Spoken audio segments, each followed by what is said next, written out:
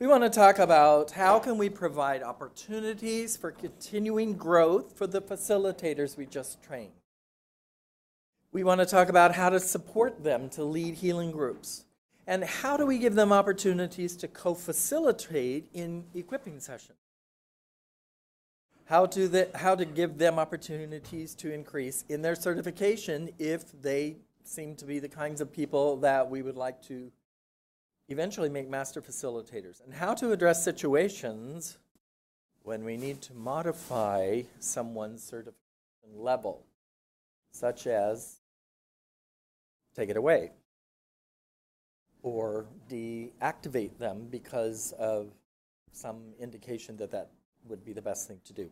So these are all things that we thought we really would really be good if we practitioners could grapple with in this session. We're first going to start out with a few testimonies, but before I do this, I'm not sure. Pat had wanted me to make one little comment, so I'll make it here, but I have a feeling it needs to be in the orientation track, but I'm not sure. Some people are coming up to her and asking, some other people have been asking, well, can you use this with people who aren't Christians? Can you use this with Hindus? Can you use this with other people? And the short answer is yes, you can. We do. We don't have anything to hide, but there are various contextualizations, modifications, the story-based. There are ways in which we don't throw the scriptures right in their face as quickly, and people who are not as churched or have less exposure to scriptures, there are ways in which we can use this material that make it more user-friendly for them. So if you're one of those who are thinking that, please come see one of us or anyone else who's in the know about those things. Okay. So we're going to talk now about what happens after the equipping. First, we're going to have a few little testimonies. And since I'm right here, even though I'm number 2 on the list, I might as well do mine. So we have a community of practice in the Dallas area. And just like this, we get all the practitioners together. We try to do it once a month at a lunchtime. And we have even had people Skype in from Israel at lunch to participate. We give updates on what we've been doing. We talk about any new thing that's been coming out. We talk about any healing groups, reports on those. We sometimes go through a lesson again and say, hey, I tried this. Here's a new way of doing this part of this lesson. Sometimes we pick a book and read through a book to just expand our ideas of mental health. This has been really good in that it encourages people to stay connected. It helps people find people to do healing groups with. When they're having trouble, I need to do a healing group, but I don't have anyone to do it with. Oh, well, I know that, or I know this person over here, or I can do it, or, it's just a great place for people to get support. And sometimes we talk about, like I said, we'll talk about specific things that have come up, like, what do we do when we get a whole bunch of licensed professional counselors in the room and they start pushing back on everything we do? What do we do about that? So we've had discussions about that, how you can handle that, how you basically just slap them and send them out the room. No, we don't do that. That's one of the things we don't do. But, these are real struggles sometimes that people are running up against, and so it's a really great place to have iron sharpening iron, continuing a mentoring kind of situation where it's more peer mentoring, and it just makes everyone feel more solid and confident in what they're doing. If you are living in Gabuga Booga land and you have internet service, you are welcome to join us for lunch, second Thursday of every month. So if you'd like to join us, we'd be happy to have it. But it's probably better if you just start one where you're at, because the food doesn't transfer very well on the internet. All right, so the COPs, communities of practice, are a great way to continue helping people as they are doing healing groups and ways of getting them to do it and to increase their capacity. Debbie has a testimony she's going to share. And then Dana. So maybe if you're up near the front, and then Stacy. I have the privilege of being mentored by someone who has encouraged me, identified me, encouraged me, taught me, challenged me, and that person's Harriet. And no, really, she and I met her. She was leading the training that I very first went to, and she came alongside of me at that training, started giving me responsibilities, pushing me beyond what I thought I was capable of doing, and has been and is still alongside of me. And I appreciate her ability to challenge too. So personal mentorship is another way that we can help people after they've gone through these trainings. So we can identify someone, and personally, after being mentored by the best, I recognized as a training opportunity was coming up that yes, I could lead this training and I would do well at it, but I knew that there was someone I knew that could be key into this community of people. And so I recognized this person, and he ended up he's the pastor of our small country church in Arkansas that I'm a member of. He is full-blood Cherokee, Native American, and he had gifting that is a little different than mine, but it just seemed like this would be a person who could be key. And so he, on his own, had already come to a healing group. And as I talked to him about this opportunity coming up, he prayed about it and said, yeah, I think this is what the Lord would like me to do. Okay, so Aaron, how are we going to go about this? So I encouraged him to be part of a second healing group and to take some responsibility in that healing group. And then alongside of that, I was saying, can you look at these lessons? And can you be working on them so that you're comfortable with them? Who do you have that you can do these lessons with? And identifying that person. And then holding them accountable. How's it going? Were you able to meet with these people? Have you done that? Then when we went together to lead a training, to co-lead a training, he came alongside of me. And I was there. So coaching him along with the lessons, there were some lessons he did, some that I did, but all along the way, talking about, okay, that went really well. Let's try this. Let's try that. But he did so well, and I felt like the proud mama, when he got up in front of the group and became one of the group and related in ways and in areas that I couldn't do, but he could. And so it's been my privilege to find that person that I can mentor in the same way that I've been mentored individually.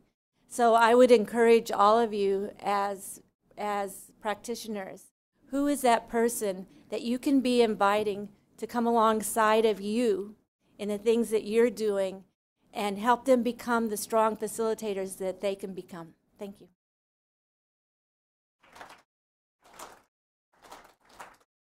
Again, for those who came in a little bit later after the introduction, this whole session is about what happens after the training. After we train people, how do we provide opportunities for more growth for them, for more opportunities to facilitate? How do we mentor them? How do we form a network to stay in contact? So my short testimony is about how do we help facilitators as they grow, ideally as training facilitators and then master facilitators in training, and then those who have the giftings to become master facilitators. In our handbook, the front of the handbook, I think it's page 10 in the English version, where we list the competencies for being a facilitator, the 5 competencies. But sometimes it's helpful to have a little bit more detail and to spell out what is actually involved in each of those competencies. And so Brian and his group at SIL had developed a really beautiful rubric that Nate will be handing out a sample for you to see that has all 5 of the competencies and then describes each competency. And so you can look and see, does this facilitator show that they can give and receive constructive feedback? That being part about leading, being able to lead a team or work on a team. So this is, I found recently when I traveled down to Ecuador to do some coaching of master facilitators in training, that I used Brian's rubric and found it so, so helpful as I was looking at the great giftings of these Ecuadorian facilitators and trying to give them good coaching, good feedback on what I was seeing with their competencies. Another very helpful thing about this is in the top section of this rubric, when you get it, you'll see that there's a list of what are the required activities that a facilitator should have done before we could really say, you're ready to be a master facilitator. And so it shows things like having led at least one initial equipping from start to finish. Everything about advertising it, communicating with the participants, down to database entry. Same thing for an advanced training, for a convening session, that they're still leading equipping healing groups and mentoring someone. So those would be on this form ideas or activities that would be required of somebody who would like to become a master facilitator and is showing the competencies to do so. The only other thing I want to point out that I found really helpful too is at the bottom in red text you'll see a section that says, are there any critical errors that need to be addressed?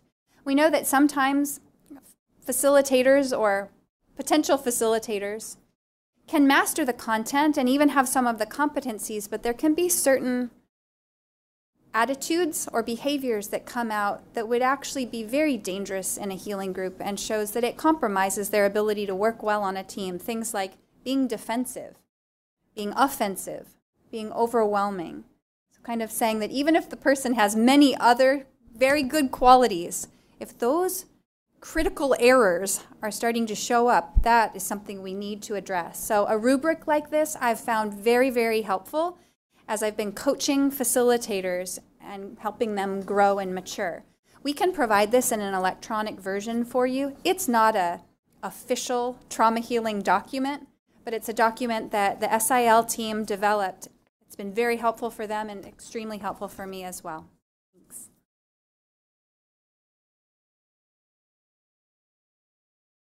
So another thing that happens after equipping is certification. And we've all probably had an experience where we are changing someone's certification status. And that might mean that we improve their certification, we raise it to another level. But there are also times when we must change their status. We must lower their certification level, or we must make them inactive in the system. And I just want to say that that's happened to me. I have equipped people and given them a certain certification. Let's say they go through my advanced session. I have eyes on them. I feel okay about them. I might have some reservations, but I go ahead and certify them as a training facilitator. And in the case with myself, when this happened to me, later I got a phone call from another facilitator in another area of the country, and she had gone on the database. She saw this person and she said, oh, look, a training facilitator in my area. And she and I are both master facilitators. She brought this person alongside her for an equipping session, and it was a disaster. And so she called me because we have a good relationship. And as a matter of fact, I trained her initially. And she called and she said, hey, you certified this so-and-so person as a training facilitator, but let me tell you what happened at the equipping session. They came, he wasn't prepared. Very negative impact on people, not seeming to not be aware of how people were responding to him, telling stories that were very graphic, lots of different details, okay? she said, Stacy, I need to tell you something. And now listen, this is someone I respect very much. And I'll just tell you, it was someone who's very active, and lots of us respect her very much. And she said, Stacy, you and I and those of us who are training facilitators, we're kind of gatekeepers. And she said, the way I mean that is we are keeping the gates, protecting hurting, vulnerable people that we work with. And if we certify someone at a level that they are really not competent to go out and perform at that level, whether it's an apprentice facilitator, training facilitator, master in training, or master, she said, we're opening the gates for them to impact a group of people who may be in a very vulnerable, hurting state. And it is up to us to safeguard and protect the people that we care about and people who are traumatized, because that's the population we serve. And she said, I just implore you to please, let's consider what we need to do. And so the two of us together, we worked to talk to the person, to explain the areas of competency that they were needing some work in. We connected them to a mentor, but in the meantime, we did have to go in and we inactivated their status for a while. Okay? We had to make changes. Over time, they didn't respond to the mentoring, and we had to inactivate them permanently. And so we never want to do that. We always want to, we have success stories where we have people that we will go to them and we'll share, okay, these are the competencies that we know that you need to work on, and we want to get your feedback. How do you feel about that, and what do you see for yourself or your challenges and your strengths? And then how can we encourage you to work on those? Can we set you up with a mentor? They might need to, maybe it's their own personal well-being they need to attend to. Whatever it is, we want to help one another to be better. And so I had to receive my friend's correction, and I will never forget it. And I love the way she said to me in such a caring way, you made a mistake. You made a mistake, but now we need to take responsibility, and we need to sit down with the person in a safe way and help them to be at the right certification level if they need to be doing this at all. Maybe it's not something they should be doing. So anyway, that might be something we all have to do at some point. Let's take our role responsibly and take care of the people that we are working with and for.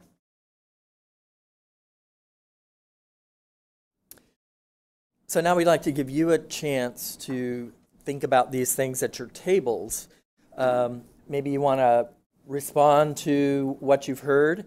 Maybe you have other stories you'd like to share, things that you've tried. What we'd like you to do is at your tables, think about, after your trainings, what have you tried for follow-up?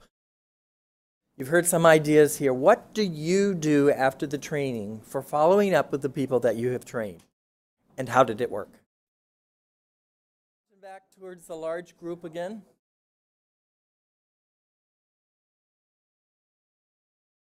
I'm sorry? It has been not quite 8 minutes and 3/4, but we're always worried about not having enough time for doing other things, that we don't take enough time to do these things. No. Okay, would anyone like to share what you talked about? Give an idea that worked well? We don't have time to hear all the things that did not work well, so let's just focus on the things that did work well. Anyone? And do I have some microphone runners? Thank you. We have 1, 2, and don't be shy. 3. Anyone on this side? Are y'all asleep over here? Okay, Missy's here. There you go.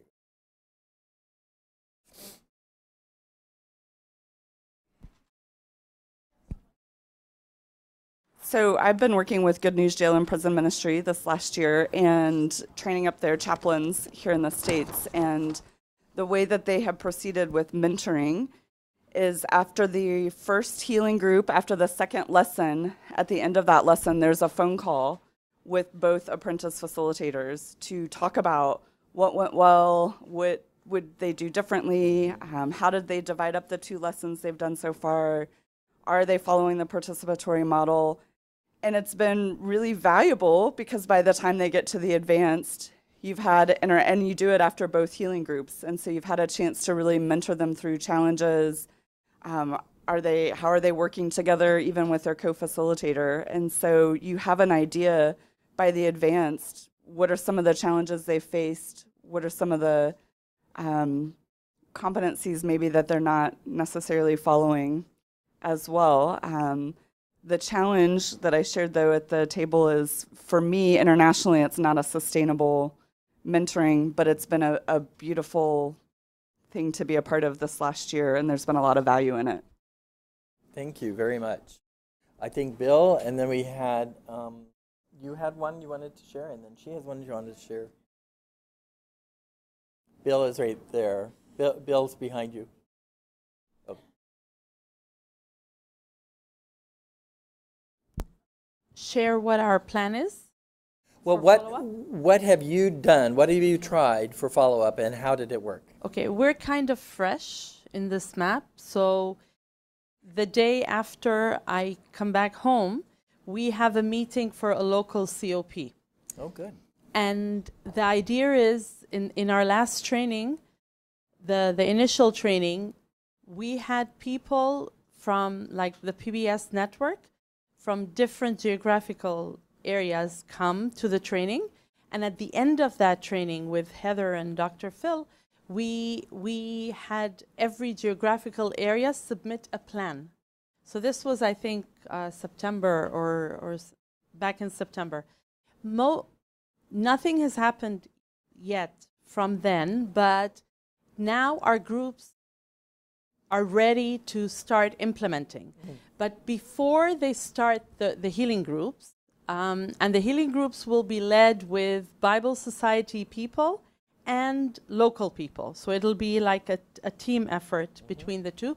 But before we begin implementing healing groups, we will have a meeting before that where we will work on reminding them different things, talk about different logistics, begin creating a platform of sharing and learning experiences. The main thing we will do, we have 3 people who have experience in leading healing groups, but they have led it in different contexts. So I will ask them to be sharing what it was like for them after the initial to lead a healing group, where was the challenges, what was easy, what worked, what didn't work, and give an opportunity for people to ask questions. This way, people can feel more confident when they go start healing groups. And I think one of the things to stress, because when you come out of an initial, you are thinking, I'm training people. So to try and have people more focused, we're leading a Bible study. Remind them it's about people and people's lives and sharing, and just take that a little bit down to this warmth. And like as you were sharing before, I was actually thinking of what ideas or teasers I can put in that meeting that will actually help them focus on that area. Like you did different activities with us, like the good listening. So it's like different teasers in this COP. So we're at the beginning. It's just an idea. We'll see how it goes. Good, thank you. Okay, we have Bill, and then Thaddeus, and then someone over here.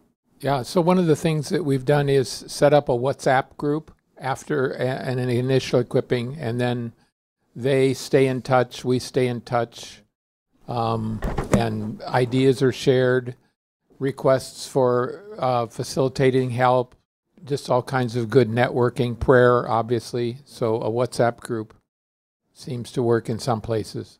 Does everyone know what WhatsApp is? If you don't, you can see Bill.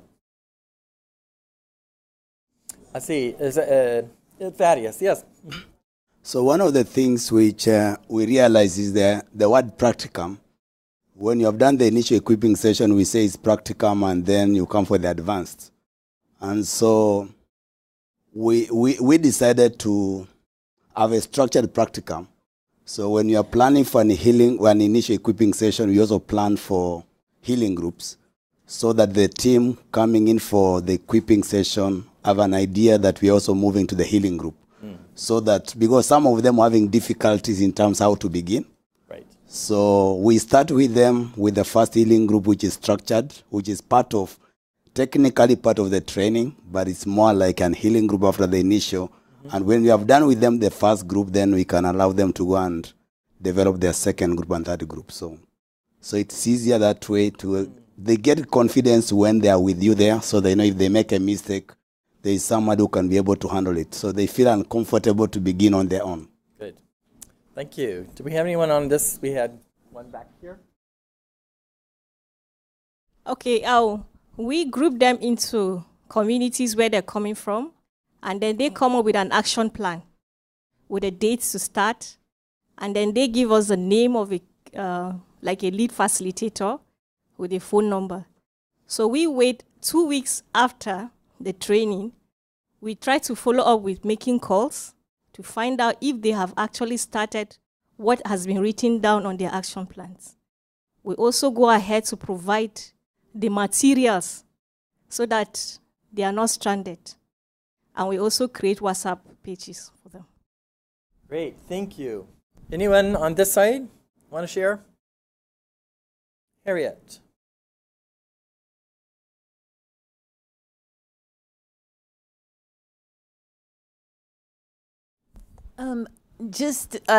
First of all, when Debbie came to the first training, it was obvious she already knew so much about leading groups in a participatory way and very gifted. But I never thought of the word mentoring when I think about me and Debbie. I think of friend. I don't know why I think that way, but I just think this is a friend that I keep in touch with, and we talk about things. So it's maybe not as structured as some of the other approaches, but. Good, that's right. We have time for one more. Cammie?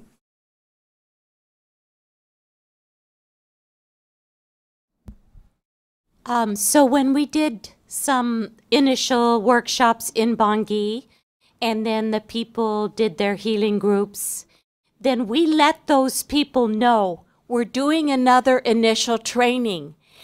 And they then selected people from their healing groups to come to our initial training. So and then we got some of them to come and help us teach it. So it was a way to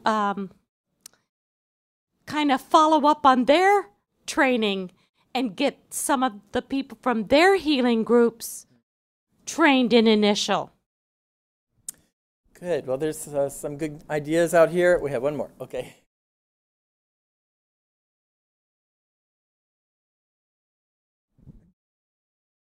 Thank you.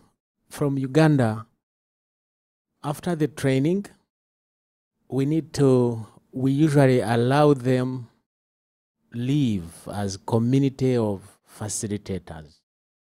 And so we encourage them to have a structure, and they have a leader, and then they are grouped because we have 5 different church denominations. So you find this denomination has got a number of facilitators and they have their leader, but in a given site, all the facilitators have a community of facilitators which is called a forum. And they meet regularly. And then they look at emerging issues monthly. And that's how we were able to look at working hands after trauma healing. And so we helped them to, in one of the sites, 2 of the sites, to design work plans. If it is agriculture, how best can you do farming, which you have always done, but now that you have gone through a healing session, can you add fertilizers to what you've been doing? not provided by Bible Society, but because hope has been restored, you need to see value and progress. So the communities are helping us a great deal. And lastly, what we do is to develop tools to monitor the workflow, the growth, and the two key ones, monitor the airing of radio drama episodes. When they are aired, it's a big work. You don't know who has heard and who has not heard. But as they do their phone calls, then we developed forms to track. Then even as the drama is being aired out, who is listening? So we are able to track that. And so regularly we evaluate, where is this moving? We're able to tell, we need to improve here, we need to improve there, we need to go here. And then that's what we do basically after training. Good, thank you very much. Lots of good ideas here. One thing I want to just throw out, how many of you as master facilitators have a growth plan? Are you growing? For in-trauma healing. In-trauma healing.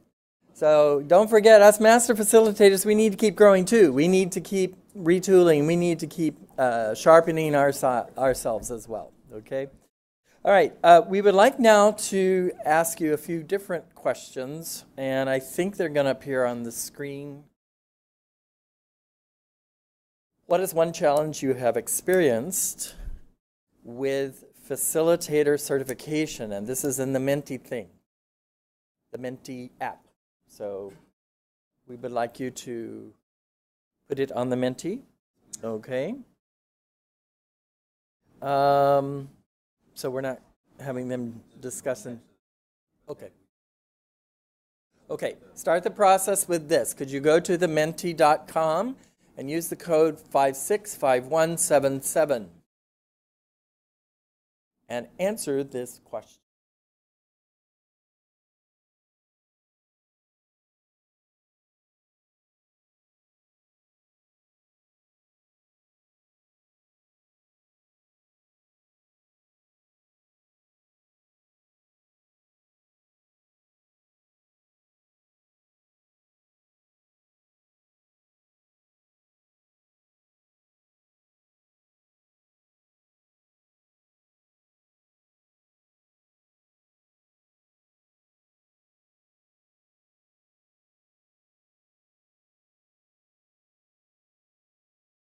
Can we go? Let's go to the next one now.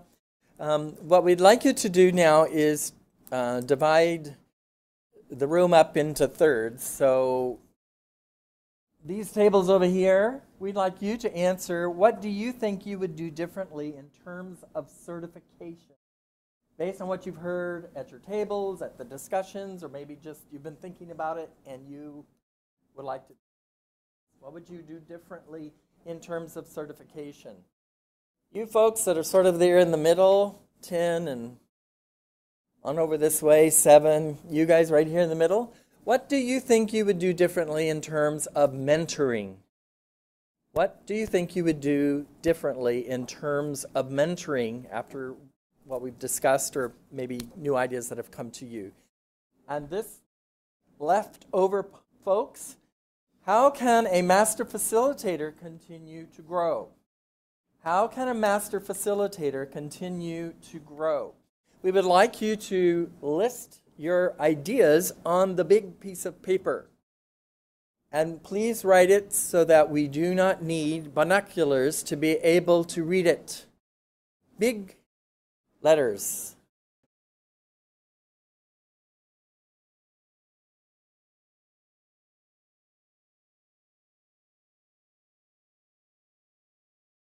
Side that have what you might do differently in terms of certification. From each table, please send one person to bring your paper up here. From each of these tables, have one person come up with your paper. Good evening. May we have your attention towards the front? Mary has an instruction for you, which she will repeat. Stay up here. We need one person from each table for the first question to come up. Okay,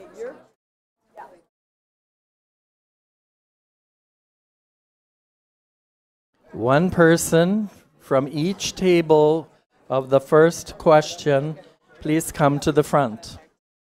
Yeah, put it up.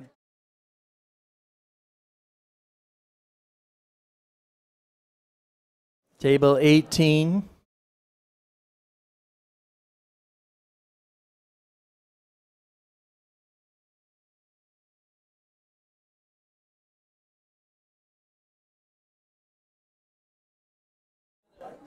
Yeah.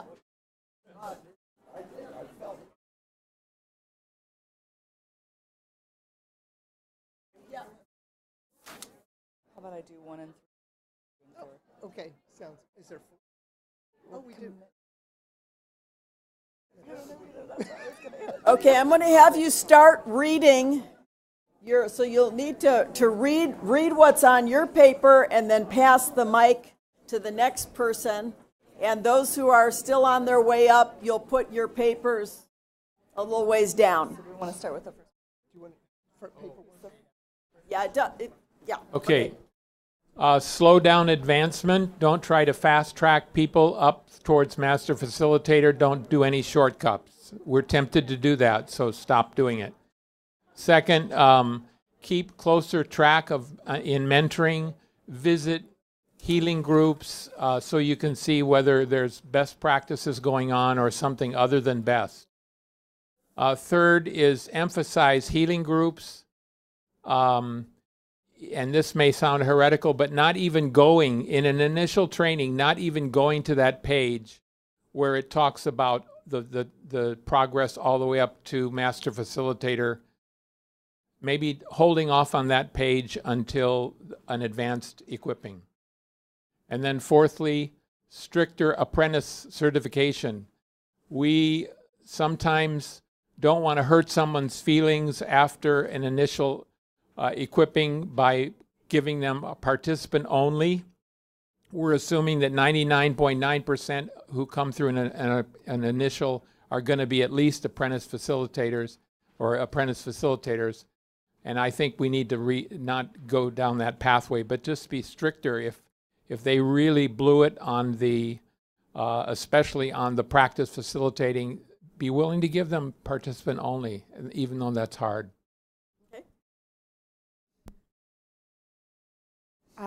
Ensure that as a facilitation team, we have the same common standards. So having that discussion as to what does it look like to certify as an apprentice or training or healing group facilitator. Because if you don't have that discussion in advance, then there might be lots of disagreement in your co-facilitation team as to whether or not you should move someone on. And then also in advance, setting up the expectations for the various certificates.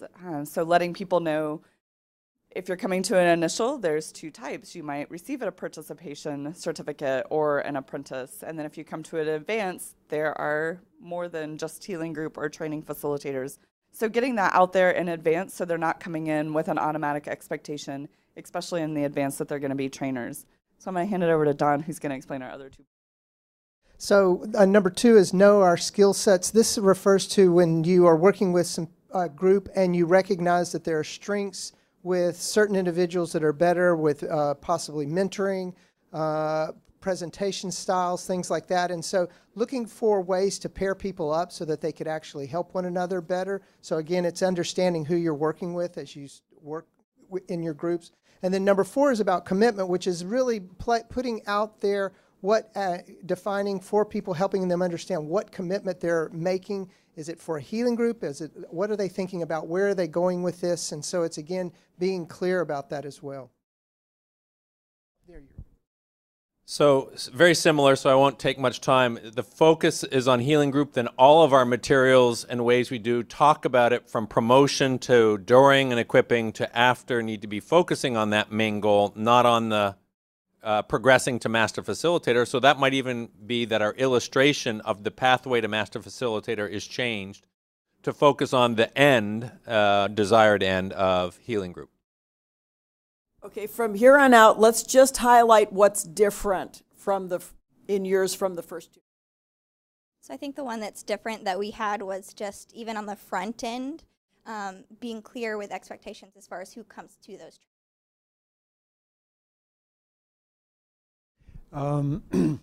I think giving, and this may be done already in some ways, but giving the certificates in an envelope, having talked to any people who would be receiving a different sort of certificate, but in a way it's an anonymous thing, but only the people who read it know what they're getting, and hopefully you've talked about the ones who are not going to go on, you've talked to them and explained why before they get it.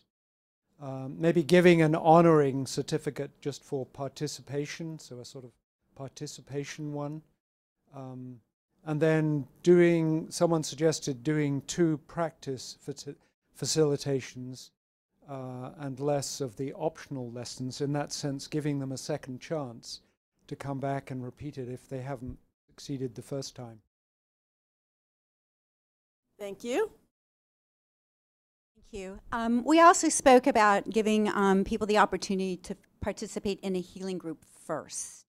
And this way it gives them the opportunity to feel the feelings and experience what those that they are going to be sharing those healing groups in the future looks like. The other piece is that to build a compassion fatigue instrument that would be sent at time of registration. We have found, especially working across the pond, that there are many people that we are attempting to equip that are really suffering from significant compassion fatigue. So that would be another area. Okay, mentoring tables, quick like a bunny, bring up your papers, and we're going to move all of these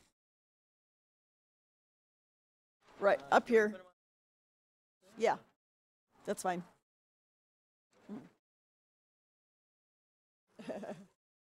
Yeah.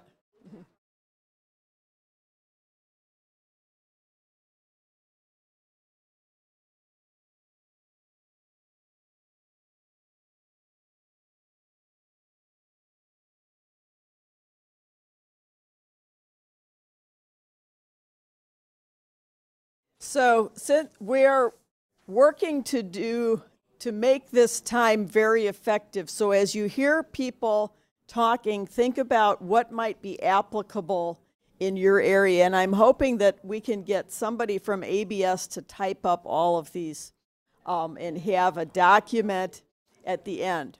So now we'll once again pass the mic and just mention, as we go through, just mention the things that have not been mentioned before.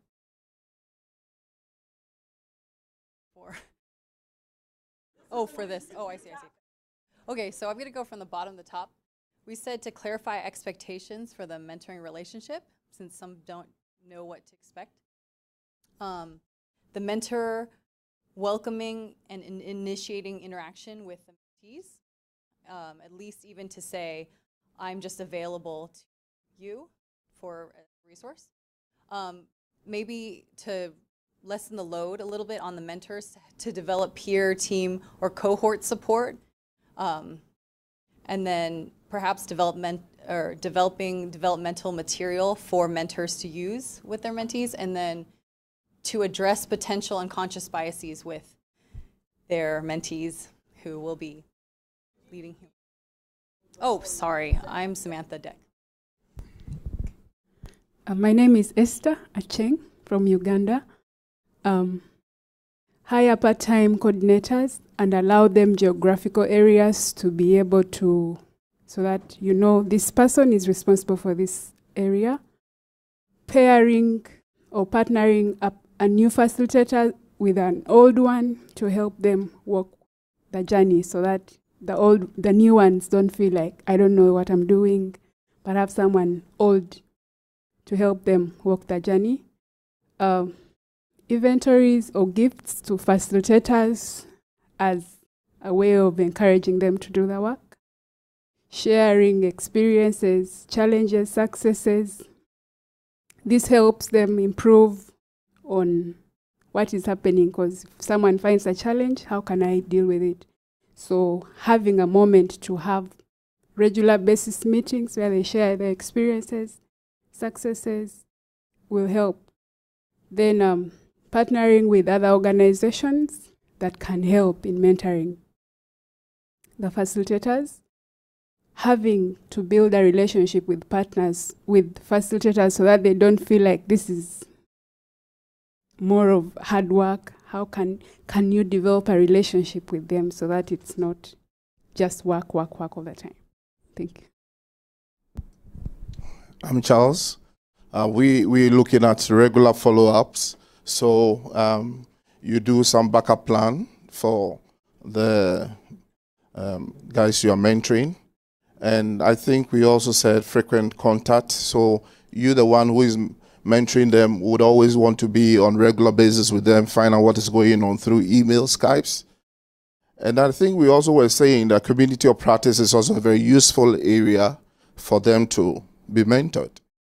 There was an issue of peer networking where you identify two facilitators with some similar skills, and so then you allow them to go on and train by themselves.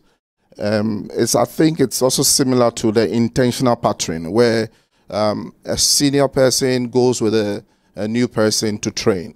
And so I guess these are some of the things that we are picking as new. I'm Father Claude Nonis from Sri Lanka. And in our group, firstly, it's a Jesus model, and Jesus had 12 apostles. So in the same way, to equip with whatever we have with them, with all the resources available.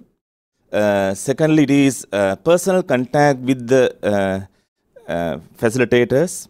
That is to co-journey with them and to have that, to start that face-to-face relationship with them. That is to have this close rapport with these people. Also, to take initiative to contact them without waiting them to contact us, to take the initiative on our part to contact them. And also the networking, that we need not limit ourselves to our group, to our locality, but we can just encourage them to go to other areas, to other churches. And that's what we have discussed. Thank you. Okay, so my helpers can pull down these, and mentoring people, each table, bring up your sheet and we'll put them up. Master facilitator, sorry. Can a master facilitator grow? Mm-hmm.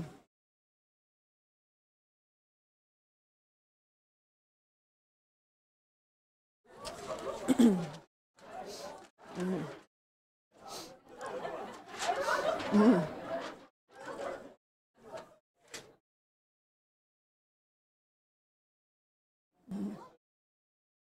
Mm-hmm. Come on now, get them straight.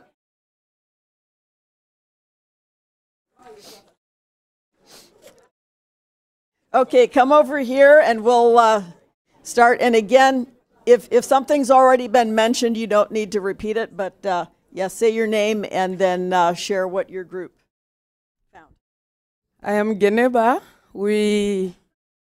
Our group is here. We said that a master facilitator can come to the global COP gathering to gain synergy, because here we learn a lot from one another. And then we also say that the master facilitator should continue mentoring others with a learner's heart. We can mentor others, but we also learn from them. So we should have that idea when we are mentoring others. Reading. There are so many books written about trauma, how to care for traumatized people. So we should be reading continually to continue to learn about trauma and healing. set up and attend regional COPs and national COPs, and interact with proposed revision new materials. Sometimes they send materials. We want your feedback. Some people do not have time even to read those materials. It is good to go through them. We will still learn through the new materials. And then seek peer supervision. I can just ask Mary, how do you do this aspect of the program? Thank you. My name's Steve, and a few things to add. We talked about the Global Trauma Recovery Institute, being part of that. If you don't know what that is, you can Google it. Another thing that we said is, if you look at the competencies, it talks about leading healing groups at the very beginning, but then it talks about doing different trainings. And someone brought up that even as a master facilitator, leading a healing group, not just leading trainings and equipping, but actually leading a healing group. And then someone said even participating yourself going through a healing group on a yearly basis. Then I think some other things that we added was continual this transformational growth, talking about just self-care, soul care, right? That's how we can grow. And then this iron on iron coaching, peer, learning from one another. And then I think most of the things were already said.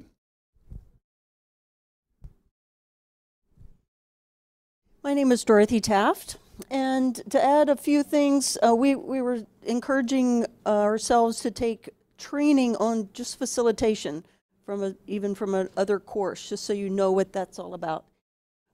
Secondly, identify a small group of other facilitators or a peer group that can serve as a part of our self-care so that we continue to journey through our own story. And when life happens, we need to deal with our own pain throughout each year.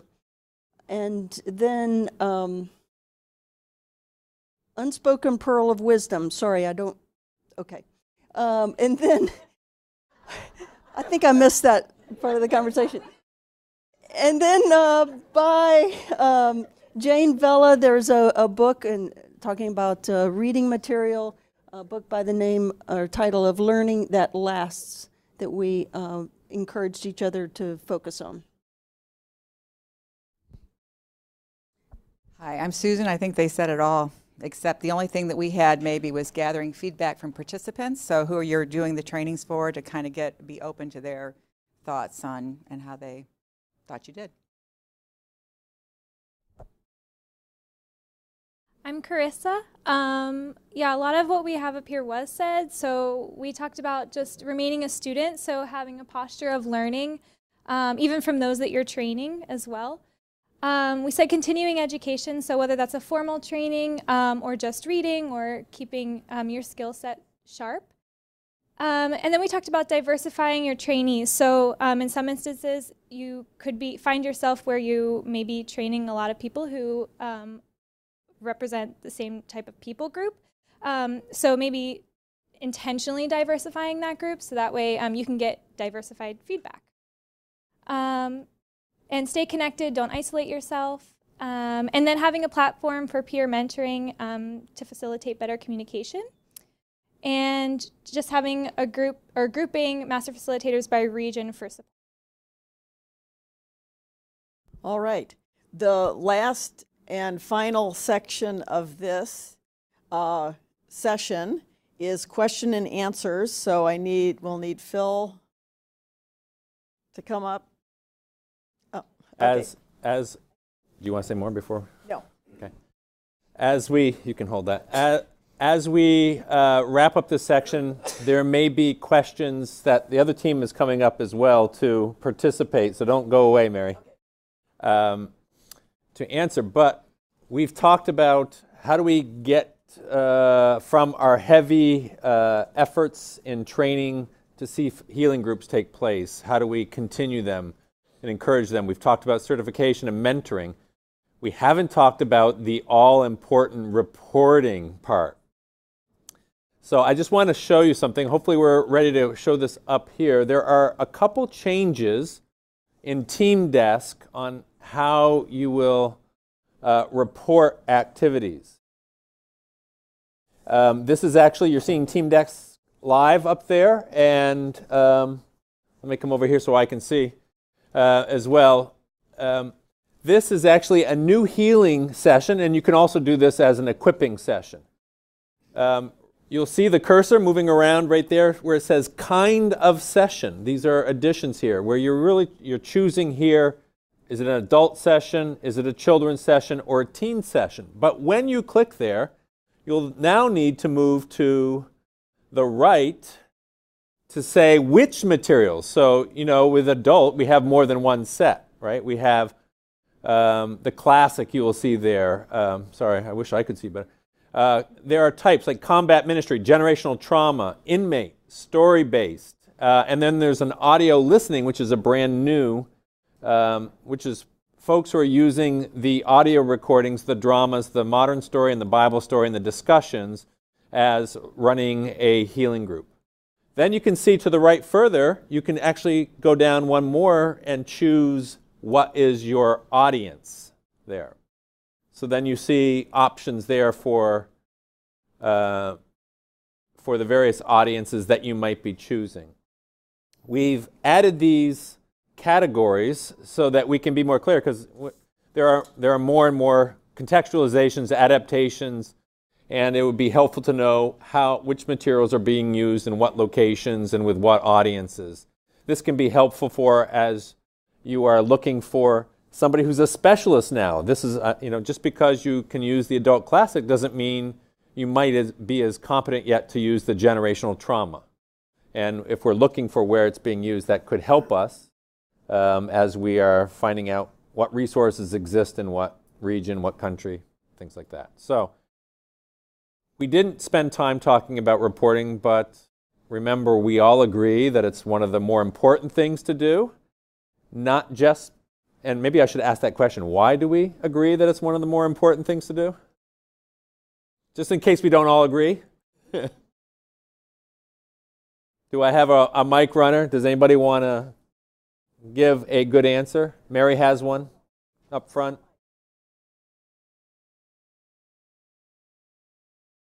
Many of us want to be doing the main work of training and here and running healing groups. And that seems more important than reporting, but? I use it to find potential facilitators in other places that I could work with. Harriet has another answer. Oh, Nate will get there first. Anybody else? Because for the progress to date report at every COP, the only thing that makes it in is what is in the database. And, if you did it and you didn't put it in there, it's for us like you didn't do it. Yeah. So we can't really see how it's growing. Yeah, Rebecca. Facilitators can't access the facilitator's website with all of the materials and all of the updated forms and anything they need to lead healing groups or trainings if they're not in the database. There's no way of confirming that they've participated in a training. Good. Okay, time for question. There's other reasons as well that we could get into, but it's really important. And so if you can now start using these additional criteria when you're doing your reports, that will be very helpful. So, questions that you have from here? No speaking without mic. By the way, we need to change it to say healing groups, not healing sessions. Thank you. Are you going to make a note of the difference between the different kind of organizations now? There's an implementing organization, a funding organization, and a hosting organization. Would you like me to mention that? Yes. There are now 3 kinds of organization options in the database, because sometimes a church, like a Baptist church, is the host of the training or the healing group, but they're not providing the facilitators. It's World Renew, for example, that's providing the facilitators, but then actually it's Quest that's actually paying for it. So if you need to break that out, you can do that. Thank you for reminding me, Rebecca. Other questions and other answerers, please come forward. Harriet has her hand up here, and then I think I saw one here, right? Nate. I promise I won't talk anymore. For the audience and the materials used, but especially the audience, the list that's there doesn't have like sort of ordinary church people, and I'm sure there's other things that are missing from that, other groups that are missing. So what if you're going to put in your report, go under healing sessions, what Phil was just showing. No, the next tab over, yeah? Yep, click. Perfect. Now new. Perfect. Oh, click. Okay, audience. Click. Now, what if I'm going to put in my report and the people I worked with were like ordinary church people? Those aren't on there. Or some other group that's not on there. What would I do? Is there others? There's not others. Anybody have a great answer? You don't have to fill it in at all. You can leave it blank if it's not applicable or not helpful to your specific ministry. Thank you, Christina. Back here. I think this is a very neuralgic point.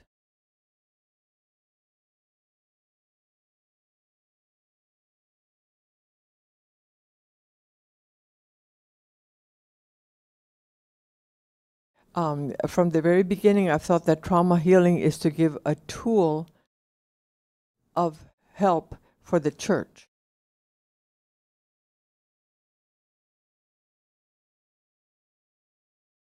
From my point of view, this work is a ministry.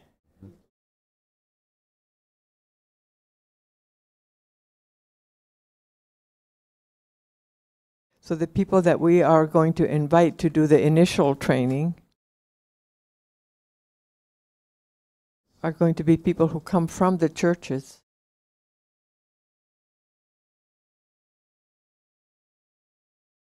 And my focus is going to be on what trauma healing was born to do. If an institution comes or an organization comes to me and wants me to train their people,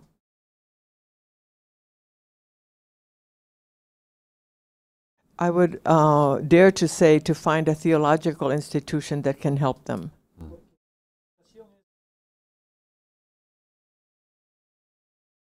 Because the temptation is that when we offer the ministry of trauma healing, the first thing that comes is the pastor. In my church, there's a sister who's a psychologist, and there's a therapist. And she has to come because she will complement your ministry. I've been taught that I am not a psychologist. And the job that I have to do is to let them speak. Let's not get sidetracked from the vision of trauma healing. The people are not going to go to the psychologist for help. They're not going to go to the hospital.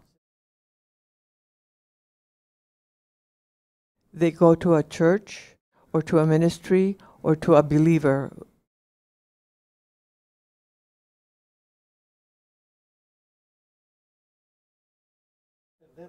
If we stick to that profile, we're not going to get lost and get away from our objective.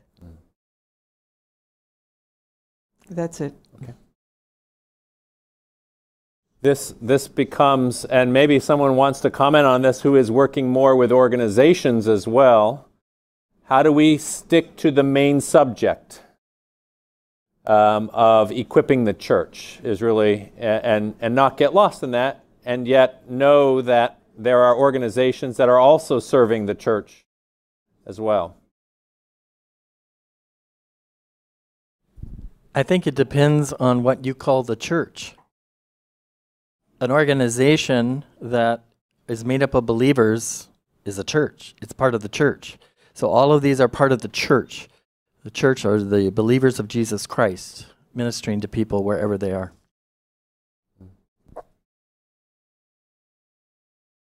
There you are, Brian. I couldn't find where Brian's voice was coming from. It was disembodied.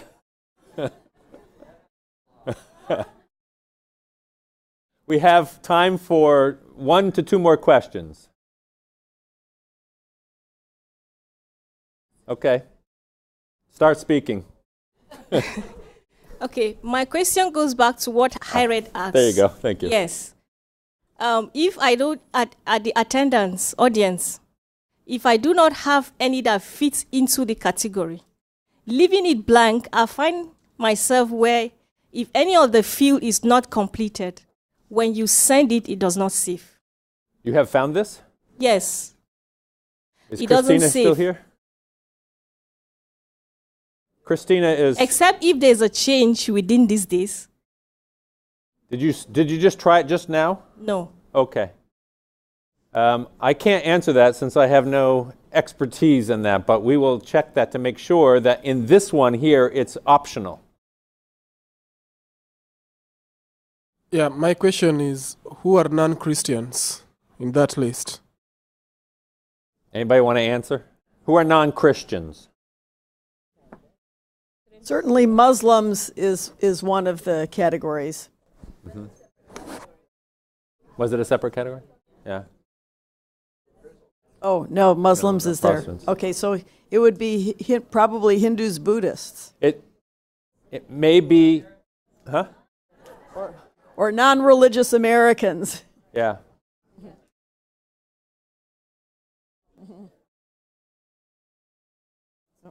Lorraine? This is addressing the earlier question. I think in Nigeria, we have lots of organizations that started trauma healing before the Bible Society started trauma healing, and they're all NGOs that work with the church to provide care for the persecuted church. So I think one thing that has been helpful in Nigeria is that there's a committee made up of the key players, World Renew, Stephanus, Africa Services. Anyways, there's 5 or 6 of them, and SIM, and I think SIL. So they have a committee that meets together regularly with the Bible Society on it now too, and coordinate things, plan their COP. So there's a good working together, and I think it's helping it to move forward in the country well, to serve the church with the organizations working alongside the church. Good. Thank you.